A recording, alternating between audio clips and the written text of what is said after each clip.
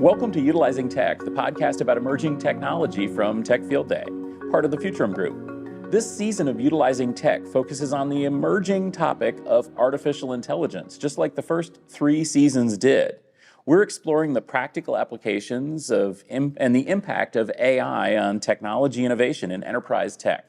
I'm your host, Stephen Foskett, organizer of the Tech Field Day events, and I'm joined by my co-host, Frederic Van Haren. Welcome. Thanks. Glad to be here. So we are here in Santa Clara for AI Field Day this week, which is a really good opportunity to talk about some AI, don't you think? I think so too. Yeah, we always, when we talk about AI, we always talk a lot about training and how fast the training has to be and benchmarking. And I think nowadays we see more and more of a trend to focus on inference. And I think generative AI is also part of that deal. And with inference comes a whole slew of different approaches and different problems that we definitely should talk about. And one of the things, too, that we're hearing a lot about is the alleged AI PC. We shall see how real that gets. Well, obviously, the hardware is real. I guess the question for me is sort of how good is it? How useful is it? What's going to happen with it? And then there's, of course, the other world of things that brought up again and again during the Tech Field Day presentations, the AI Field Day presentations, which is AI safety. Right. Yeah, I think safety is really key. It's a problem that comes along all the time. It's something we shouldn't ignore. It's not easy to solve, but definitely something we should look at more closely. So back in season 3 of the podcast, Frederic, you and I interviewed David Kanter from MLCommons. And guess what? If we look here, we've got David back for Utilizing AI once again. Welcome back, David. Thank you. It's a pleasure to be back. Did I miss a whole season? You missed 2 seasons, surprisingly enough. 2 seasons. So why was my character killed off in the prior season? Well, because this is a weird show in which we talk about completely different things each season. And so you missed the CXL season and the Edge season. Okay. Now, given what MLCommons does and MLPerf, I think we should have invited you on for Edge. But tell us a little bit first, what is MLCommons? Yeah, so MLCommons is an industry consortium. We're focused on making AI better for everyone. And we really bring together industry, academia, everyone across the globe. And with some of our efforts in AI safety, we're reaching out to new constituencies, civil society, philanthropy, government, and even, ordinary people, right?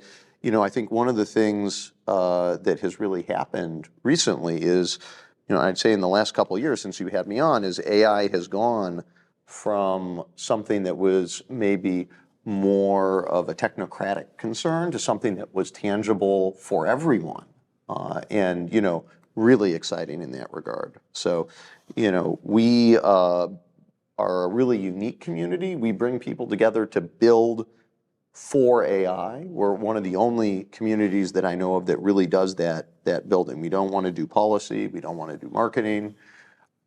Marketing is part of what we do, but it really is how can we bring together the folks who are driving AI forward and make it better for everyone.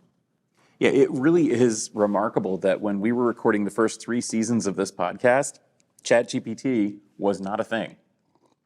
And here we are. And everybody in the world knows about AI. Everyone in the world knows about large language models. Everybody's talking about generative AI. So I think we need to start, we need to start with one of these topics. I know that there's a new MLPerf coming out soon. Yes. Talk to us a little bit more about the next round of MLPerf. Yeah, so for those who don't know, with MLPerf, we submit in rounds once a quarter. This quarter, the focus is inference, and then next quarter will be training. And so, we always are trying to update the benchmark suite, stay abreast of all of the developments. And, one of the things that, like many folks, we heard from tons of customers saying, we love using MLPerf. It is the gold standard for evaluating performance, for helping to make buying decisions. But we need large language models. And so I'm really thrilled that we're going to be delivering on this. So last year we added GPT-3 for training, and this year we're adding Llama 2 70 billion for inference, as well as Stable Diffusion XL. So that covers both your large language model and your image generation, which are, two of the hottest areas. So the submission is ongoing right now, but we'll get to see the results in about a month and see where the chips fall. So I'm super excited about that. Right. So when we talk about ML perf for inference, the submissions, is that coming from enterprises or hardware vendors, or kind of a mixed match of all of them? Yeah, we actually tend to see a bit of a mix. In general, I'd say it tends to be from solution providers, whether it's, we've got cloud folks, we've got hardware vendors, we've got software vendors who are, building on top of standard hardware, but using their software to add value. And we do have some customers. We've had a number of universities and other sites submitting on some of their own systems that they've already purchased. But yeah, it is predominantly from the solution providers. And it's a pretty big effort to submit to MLPerf, right? I mean, this is not something that a hobbyist in their basement is going to do. This is something that you need to be a real organization, right? Well, look, I mean, I never want to downplay the capabilities of hobbyists, because I'm always impressed by some of the folks who come out of the woodwork. But, it is really a significant accomplishment to get an MLPerf submission. There's, AI stacks are very complicated. There's a lot of configuration, a lot of tuning, and it's like a marathon, right? Simply getting to the finish line is a genuine accomplishment. And I might be able to run a marathon, maybe. Haven't done it before, but maybe I could. But I'd probably turn in a great result for a 40-year-old. I'm reasonably fit, but there's all sorts of different folks running in marathons.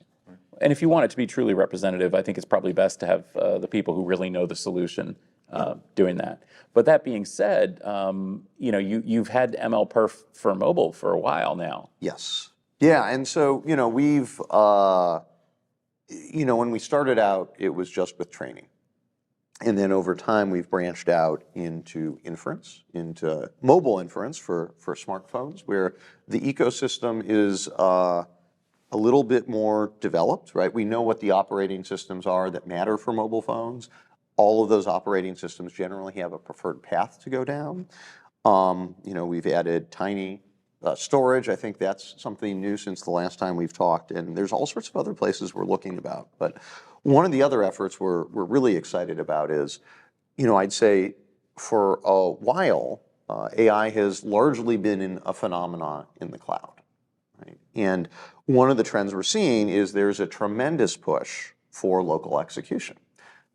Sometimes that's simply for cost reasons. Sometimes it's for privacy reasons. Sometimes it's for latency reasons.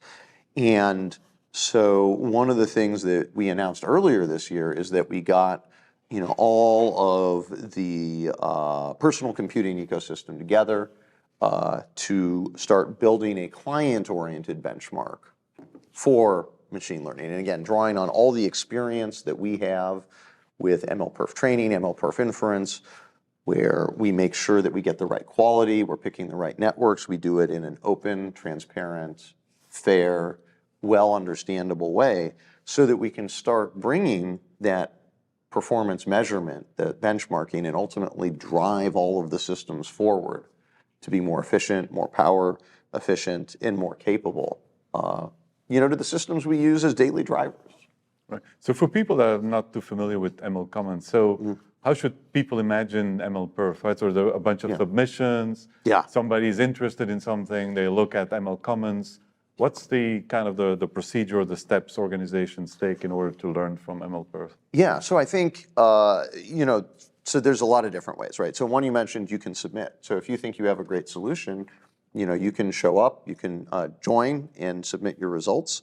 But if you're a customer, I think it's a tremendous value. Actually, I was talking to a customer for AI systems, and they were saying, they were looking through the submissions, and their engineers were looking at them in detail, and it really helped them figure out how to configure things so that they were really able to get the most out of their system and get faster time to value. So, one is to guide the decision-making process, right? What is the right thing for my needs? Are my needs up here? Are they down here? Am I doing computer vision? Am I doing speech to text? Am I doing large language models? Those things all behave differently. And so helping guide what is the right thing to do is one aspect. But then even after the purchase, as I said, like helping to configure, helping to operate. We really see it as providing best known methods to the industry. So I'm curious. I mean, the client benchmark. I mean, for these AI PCs, one of the questions I think that a lot of people have, certainly that I have about AI PCs, is what is the application that's going to be run on AI PCs that's going to make them AI PCs as opposed to PCs. Now, I do not doubt that the hardware vendors are going to put inferencing engines on the chips. I do not doubt that those are going to be useful and benchmarkable. But your benchmark is not a synthetic benchmark. You're benchmarking actual real-world use case type things. I mean, that's the sort of the flag of MLPerf and what makes it useful. So what are the things that are being done on these PCs that show whether they're good AI PCs or bad AI PCs? And what does that say about the future of this market? No, I mean, that's a great question. And so, one of the approaches that we took to this is when we were thinking up what we would do for MLPerf client, we decided to take sort of a scenario-focused approach. Like, let's try to focus on actual use cases, things that are going to drive real value. Now, the first thing we were looking at was, something based on generative AI, likely large language models. And there's a bunch of different things that we've been evaluating, and in conjunction with our community. I'm not, here to say, oh, this is exactly what I say drives the industry, right? Yeah. I am here to listen and understand what people are doing. And I think there's a lot of different ways that you can, for instance, use a large language model and deploy it, right? There's chatbots, there's summarization, there's translation. As I look at all of those, I think there's a lot of different options out there. I'd say one of the ones that I'm a little bit more excited about is probably on the summarization side, and that would match up a little bit more closely with something like ChatGPT, right? Summarize my email, right? Or I'm headed to Turkey soon.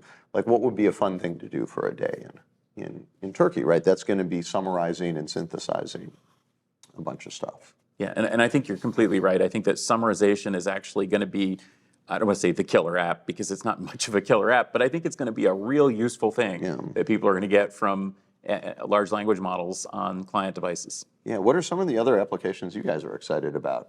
If you had, all infinite power on your laptop, on your desktop, like what are some of the things that you'd be curious about? Infinite power, that's an interesting question. You want to snap your fingers and make half the world disappear? Yeah, and then snap again to get the world back. Okay. Yeah. I don't know. It's I think it's when I look at the industry, it's the use cases are there. It's just that there is a need for time to market, right? So there was a time where people were saying, I'm converting from CPUs to GPUs. I want to understand what the GPU will do for me compared to a CPU infrastructure. Today, I see more and more organizations kind of doing the time to market thing. They already have GPUs, but they look at benchmarks to figure out how can we reduce the 2-week cycle to a 1-week cycle and so on. So I would say that in the traditional AI, where organizations are building their own model, training their own models and doing their own inference, that is more where I see a lot of time to market. While in the generative AI, I see a lot more creativity regarding to applications. Yeah. And so the shift is going from building models more to transfer learning and see what kind of power they need in order to build that, which is more of an inference problem than a hardcore training problem, right? Because the large language models are pretty much given to you, and the only thing you need to do is to bring your own context and use RAG to kind of build your new models. So I think those two is what I see. It's a lot of creativity. There's still a lot of hype around AI, unfortunately. I think organizations that are trying to learn are trying to move along and move away from the way they used to do it in traditional IT, buying a piece of infrastructure for 3 years.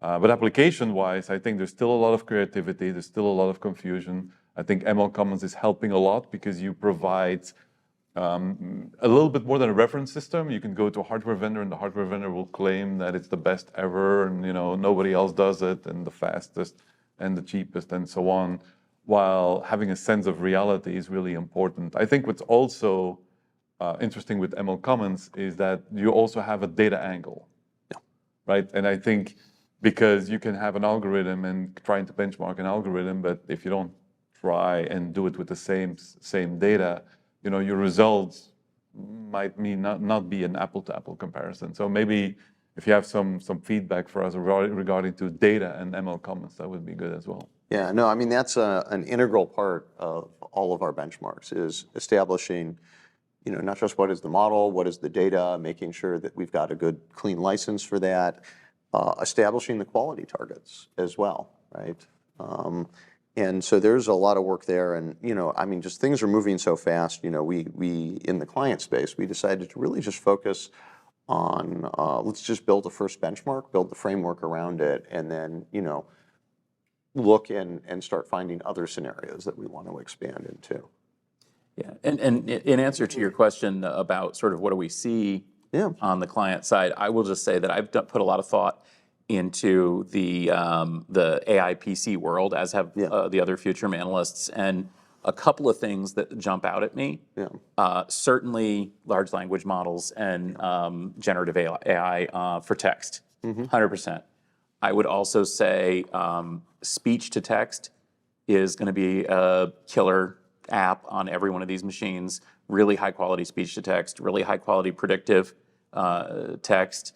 One of the things too that I think is going to be emerging is video to data, which is going to be an interesting area and something that we've seen a lot with already with Google's announcements this week, where people are basically taking sort of think of a amazing screen reader that generates data from what your camera is seeing. I think AI PCs are going to be doing that. So, for example, capturing everything in a presentation or everything in a video and figuring out what are all the things, what are all the topics mentioned. I mean, you look at a lot of what are these meeting assistants are already doing this. What are the action items from the meeting? I think that there's going to be a lot of spatial awareness of, what are the action items from my surroundings, from my daily work. I think we're going to see a lot of that sort of model as well. So each of these, honestly, they're not that different, and I think that the same hardware is going to do a pretty good job with all of these tasks. But I do think that once we start processing a huge volume of data from cameras, for example, it's going to really drive demand for higher performance hardware. So another thing that came up here at AI Field Day quite a lot is the question of AI safety and trust. And these are one of those things where, I don't want to throw stones at the companies in the industry because I know that they're all working hard to basically make this stuff work. But a lot of them are a little concerned, I think, as well, just like end users, about safety and trust and what that means. And I know you are as well. Yeah. No, that's right. So actually, one of the big things that we announced late last year was we have an effort in AI safety. We started a working group, and sort of to start at the start, like what motivated this, and we had tremendous success with MLPerf, and at a high level, kind of the idea was, look, let's set the right metrics, and then let's get everyone to work together and drive forward and build the right solutions to measure the right things to help us improve over time. And that's sort of a virtuous cycle. And based on that, if you look at the data, we got 30, 50x speed up over the lifetime of MLCommons in training speed. What if we could improve safety for AI by a similar amount by kind of taking that same focus in a very trusted, open setting and drive things forward for AI safety? So that was sort of the core idea. And as I said, it really is a much, much broader constituency for us. Again, we really are great at building it, pulling our community together to build. But now the community is just so much larger. As you know, everyone cares about AI safety. Governments, you're seeing, NIST in the United States. There's the EU AI Act, civil society, various philanthropies. There's just a huge amount of space to cover here. And our feeling is that by building a open testing platform that can both support testing and benchmarks, that we can really help to improve the safety of AI over time and help create trust, right, and guide responsible development. In the same way that crash safety ratings help car manufacturers understand, hey, what are the scenarios we want to design against? Like, is a rollover important, crashing headfirst into a wall? Like, we can help guide that and work together with the broader community, because we don't have all of the answers. And so we really want to invite everyone in to help us work together and ultimately build for safer and better AI for everyone. That's part of our mission. So I see two sides. One is the community. I mean, that's where it all starts. Yeah. And then the second portion is governments, right? Or Yeah. where do you see governments being more proactive and active in AI safety, or do you see them more on the sideline, providing commentary, so to speak?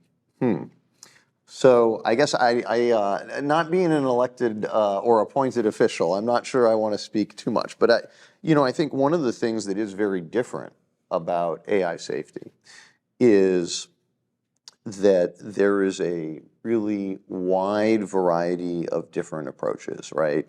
And there's no one government, right? The United States is 50 states that are all together in a union, and each state might think about things subtly, slightly differently. And then, but internationally, things are very different as well. And so I think for us, the key goal is not telling governments what to do, but how can we build tools that will support all of the different needs, no matter how divergent they are within reason. So. Well, it's a little bit like the car industry, right? Every country has its own specific rules, Sure. But there are basic rules where everybody has to play along. Yeah, and I think one of the things that actually has been a pleasant surprise is I think there's a great deal of agreement on some of the basic stuff, right? And obviously there's places where not everyone agrees, but just knowing that I think most folks come in with the right intentions. We want to make the world a better, safer place for our kids, for our nephews, for the next generation. And I think there's a large amount of agreement on what some of those things are. And it's, again, how can we build the tools that will help people, both test generative AI and other AI before deployment, test it at deployment, and guide the next generation of systems as well. Right. I think a lot of that, honestly, is going to be achieved by having the conversation with a variety of people from a variety of countries and a variety of backgrounds and perspectives. Really, I think what we need is to start asking the questions so that we can put together a framework for safety and a vocabulary for safety around AI. Maybe there's going to be different standards in the EU versus the United States. I think probably there is. Sure. But we should be using the same vocabulary, and we should be asking the same questions in the same way, and then coming to different answers. And then that will allow, I think, the AI developers to better answer those questions and to better abide by those requirements. And I think that having the discussion is a really positive way for MLCommons to do more than just be the performance people. Yeah.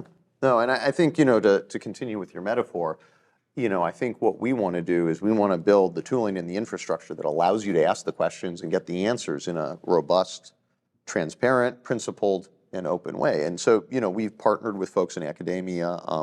Percy Liang at Stanford and the Helm Project had done some really great work in this area. So we're working together with them to build out our testing and safety platform. And the other thing is this is an open effort. So we want folks to show up, help us build, help tell us how we can build better, right? We believe that we're going to do the best job we can, of course, but part of having everyone under a big tent is you get to see what folks' concerns are, make sure that you can incorporate them, and be very open to their suggestions and be very humble as well. I think that's a critically important thing.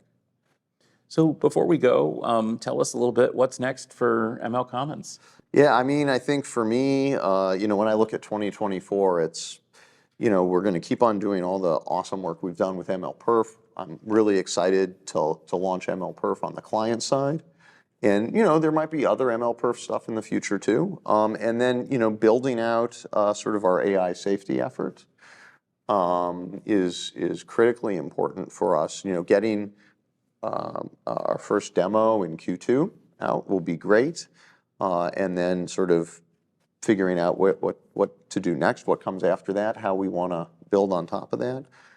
We have some nascent efforts in automotive as well. That also will have a demo in Q2. So we just have a absolutely exciting year ahead of us. There's just so much to be done. And, I think that's part of what this technological change does is, there's almost an infinite amount of really impactful and exciting work where we can ultimately make AI better for everyone. And that's the goal of the organization. Well, thanks so much for joining us again. I look forward to seeing you on season 6 or 7 or 8 or whatever it happens to be. Whenever it makes sense, right? Giving us an update on everything that MLCommons is doing. Before we go, where can folks learn more about this and connect with you and become part of all of your efforts? Yeah, mlcommons.org, and there should be a link on top. We actually redid the website since we last saw you. But there should be a join or get involved link up at the top. Great. How about you, Frederic? Well, you can find me as Frederic V. Haren on LinkedIn and on highfence.com, which is highfens.com. And as for me, you'll find me at Foskett on most of the socials, including LinkedIn, X, Twitter, and Mastodon.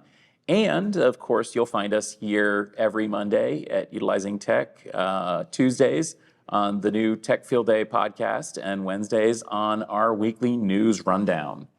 Thank you for listening to Utilizing AI, part of the Utilizing Tech podcast series. If you enjoyed this discussion, please do subscribe. You'll find Utilizing Tech in all of your favorite podcast applications, as well as on YouTube. Please also leave us a rating or review. We would love to hear from you.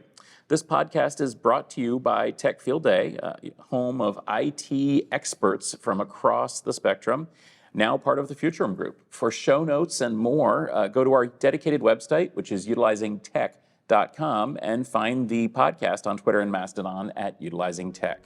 Thanks for listening, and we will see you next Monday.